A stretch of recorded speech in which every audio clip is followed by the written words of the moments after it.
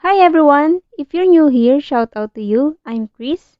So for this tutorial, how to find out if any malicious extension na naka-installed sa Chrome browser ninyo gamit ang computer.